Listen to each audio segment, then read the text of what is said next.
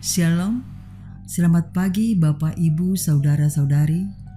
Selamat berjumpa kembali dalam Renungan Harian Toraya edisi 30 Maret 2025. Kita bersyukur oleh karena pemeliharaan dan penyertaan Tuhan, sehingga pada saat ini kita masih diberikan waktu dan kesempatan untuk menikmati hari baru, hari karunia Tuhan. Mengawali segala kegiatan kita hari ini, mari kita bersama-sama mengambil waktu sejenak untuk belajar firman Tuhan. Pembacaan hari ini terdapat dalam Imamat pasal 23 ayat 26 hingga ayatnya yang ke-41. Sebelum kita mendengarkan dan merenungkan firman Tuhan, mari kita berdoa. Bapa yang bertata dalam kerajaan sorga, kami bersyukur kepadamu untuk segala kasih dan anugerah-Mu yang terus Engkau nyatakan dalam kehidupan kami. Saat ini ya Tuhan, kami akan mengawali aktivitas kami. Namun sebelumnya ya Tuhan, kami akan membaca dan merenungkan firman-Mu. Kuasai hati dan pikiran kami, agar kami boleh memahami dan mengerti kebenaran firman-Mu. Dalam nama Tuhan Yesus kami berdoa. Amin. Imamat pasal 23 ayat 26 hingga ayatnya yang ke-41. Tuhan berfirman kepada Musa, "Akan tetapi pada tanggal 10 bulan yang ke-7 itu ada hari pendamaian. Kamu harus mengadakan pertemuan kudus dan harus merendahkan diri dengan berpuasa dan mempersembahkan korban api-apian kepada Tuhan.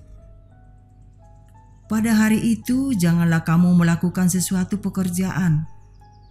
Itulah hari pendamaian untuk mengadakan pendamaian bagimu di hadapan Tuhan Allah-Mu. Karena setiap orang yang pada hari itu tidak merendahkan diri dengan berpuasa, haruslah dilenyapkan dari antara orang-orang sebangsanya. Setiap orang yang melakukan sesuatu pekerjaan pada hari itu, orang itu akan kubinasakan dari tengah-tengah bangsanya. Janganlah kamu melakukan sesuatu pekerjaan. Itulah suatu ketetapan untuk selama-lamanya bagimu, turun-temurun di segala tempat kediamanmu. Itu harus menjadi suatu sabat, hari perhentian penuh bagimu, dan kamu harus merendahkan diri dengan berpuasa. Mulai pada malam tanggal 9 bulan itu, dari matahari terbenam sampai matahari terbenam, kamu harus merayakan sabatmu. Tuhan berfirman kepadamu, katakanlah kepada orang Israel begini, pada hari yang ke-15 bulan ke-7 itu ada hari raya pondok daun bagi Tuhan, 7 hari lamanya. Pada hari yang pertama haruslah ada pertemuan kudus. Janganlah kamu melakukan sesuatu pekerjaan berat. 7 hari lamanya kamu harus mempersembahkan korban api-apian kepada Tuhan, dan pada hari yang ke-8 kamu harus mengadakan pertemuan kudus dan mempersembahkan korban api-apian kepada Tuhan. Itulah hari raya perkumpulan. Janganlah kamu melakukan sesuatu pekerjaan berat. Itulah hari-hari raya yang ditetapkan Tuhan, yang harus kamu maklumkan sebagai hari pertemuan kudus untuk mempersembahkan korban api-apian kepada Tuhan, yaitu korban bakaran dan korban sajian, korban sembelihan dan korban-korban curahan. Setiap hari banyak yang ditetapkan untuk hari itu. Belum termasuk hari-hari Sabat Tuhan, dan belum termasuk persembahan-persembahanmu atau segala korban nasarmu atau segala korban sukarelamu yang kamu hendak persembahkan kepada Tuhan. Akan tetapi pada hari yang ke-15, bulan yang ke-7 itu, pada waktu itu mengumpulkan hasil tanammu. Kamu harus mengadakan perayaan bagi Tuhan 7 hari lamanya. Pada hari yang pertama haruslah ada perhentian penuh. Dan juga pada hari yang ke-8 harus ada perhentian penuh. Pada hari yang pertama kamu harus mengambil buah-buah dari pohon-pohon yang elok, pelepah-pelepah pohon-pohon kurma, ranting-ranting dari pohon-pohon yang rimbun, dan dari pohon-pohon gandarusa, dan kamu harus bersukacita di hadapan Tuhan Allahmu 7 hari lamanya. Kamu harus merayakannya sebagai perayaan bagi Tuhan 7 hari lamanya dalam setahun. Itulah sesuatu ketetapan untuk selama-lamanya bagimu turun-temurun. Dalam bulan yang ke-7 kamu harus merayakannya. Amin. Tema renungan pada hari ini, bersukacita mengenang kasih Allah. Dalam bahasa Toraja, Parannu ungkilalai pak kameseana puang. Mengenang apa yang pertama terjadi dalam hidup merupakan sesuatu yang sangat bermakna dalam menghayati perjalanan kehidupan kita. Mengenang merupakan upaya untuk menghadirkan sesuatu di masa lampau dalam realita kini. Dari kenangan itu kita bisa belajar banyak hal untuk menata hidup kini dan nanti. Bangsa Israel adalah bangsa yang suka mengenang masa lalu dalam perjalanan bersama Tuhan. Bacaan kita mengungkapkan 2 kenangan masa dalam lintasan sejarah mereka. Pertama, mereka mengenang bagaimana mereka pernah atau sering tidak setia kepada Allah. Mereka berulang kali memberontak dalam perjalanan dari Mesir ke Kanaan. Namun demikian, mereka dikasihi Allah setelah Ia menghajar mereka. Allah mengampuni mereka. Allah berdamai dengan mereka.